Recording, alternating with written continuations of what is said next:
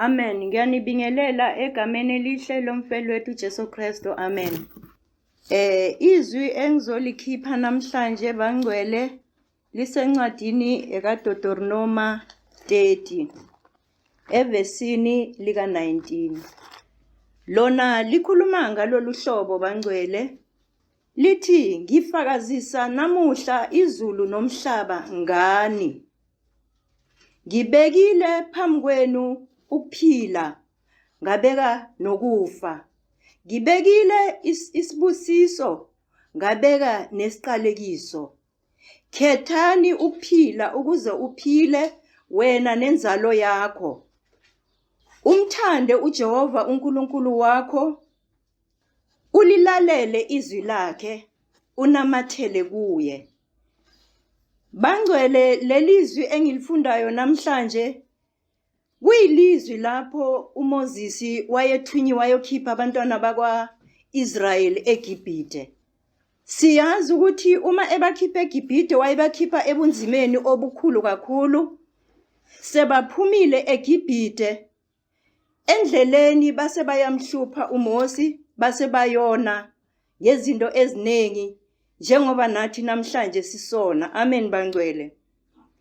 uMosi wase ukhala kuJehova, uJehova wamnikeza iziyalo ukuba abekele abantwana bakwa-Israyeli ukuthi niyakhumbula ukuthi niphuma ebunzimeni obunjani, kodwa namuhla seniyona endleleni. Wabanikeza imiyalo ukuthi abanikeze indlela yokuthi baphephe bahambe ngale ndlela. Kepha ngokuba abantwana bakwa-Israyeli babengalalelanga base bayona endleleni. Amen bangcwele. Izwi namhlanje alisabhekiswanga kubantwana bakwa-Israyeli eGibhite.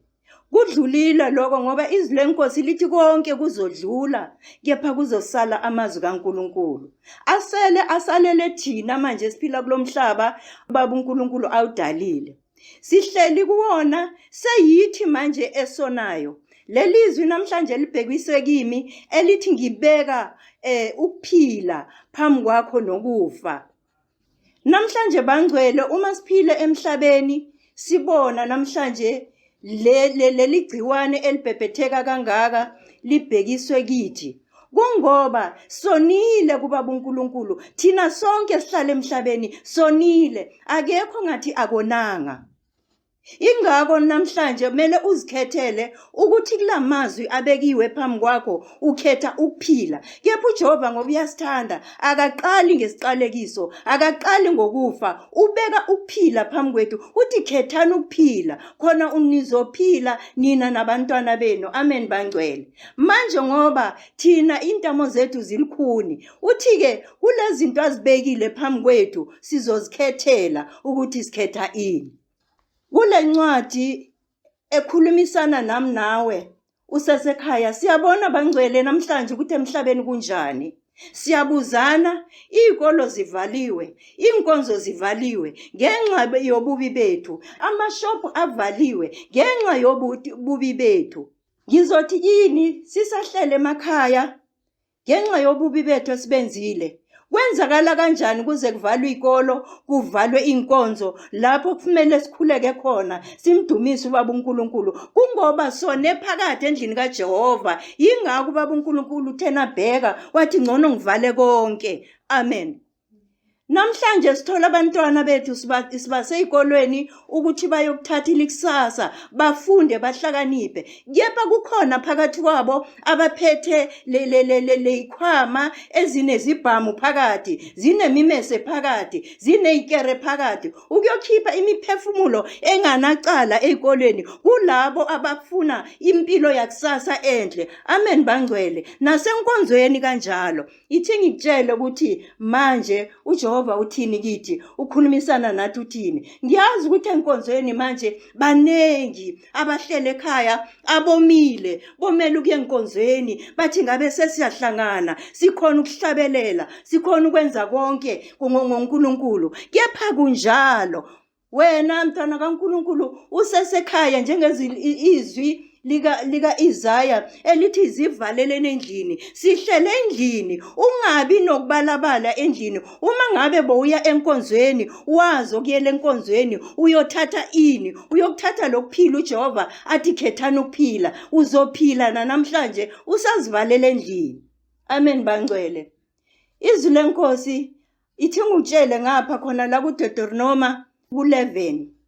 Nina enomele ukuya enkonzweni, enikhumbula abafundisi benu, enikhumbula abazalwane esihlala nabo sidumisa uNkulunkulu. Abafundisi basinikezile, basishumezile, basiphila amazwi. Uma ngabe awuzwanga, awusayophinde uzwe noma sowuvalelekile endlini. Ngakungcono uthi uvalelekile manje ukhulumisane noNkulunkulu njengezwe lithi funani ubuso bami khona ngiyothethelela izono zenu bese ngiphilisa izwe lenu. Akunjalo phakathi kwethu. Namhlanje sisaphila emhlabeni, ubudlwangudlwangu ubungako, ukubulalana igazi liyachitheka kulesikhathi seCovid-19 lapho igciwane libhebhetheka khona. Lingasakhethi ukuthi ubani ubani. Abantu bayawa bangcwele.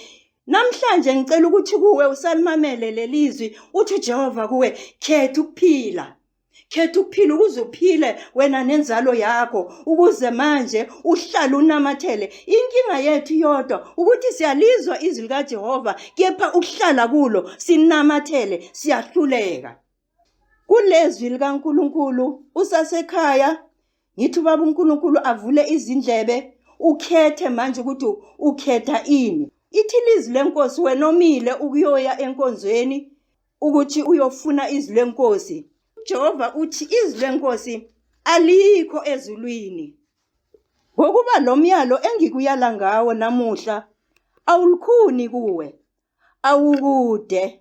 Uthi ngubani uyokukhuphukelela ezulwini asilethele wona siwuze siwenze na? Futhi awukho phesheya kwezilwandle. Uthi ngubani ozosiwelela ayosilandela wona silethele wona siwuze siwenze?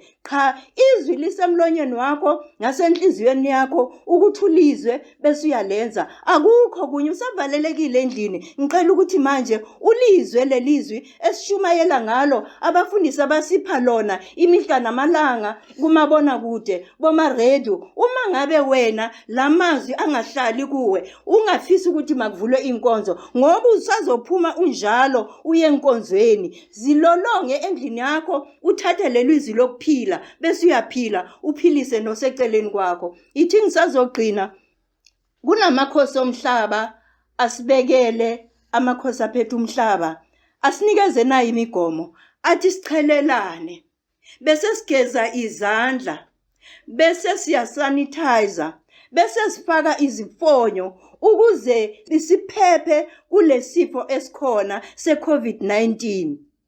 Ngakho lezi zinto zibekiwe zifana nalencwadi lengifunda namhlanje. Uma ubhekisisa kahle zifo ngapha kuya ngawe ukuthi uzokhetha bese uyaphila. uNkulunkulu makabusise lamazwi engiwafunde namhlanje athola indawo. Izwi lenkosi lingabuyela emuva lingawenzanga umsebenzi. Ngegama lomfelo wethu uJesu Kristo, amen.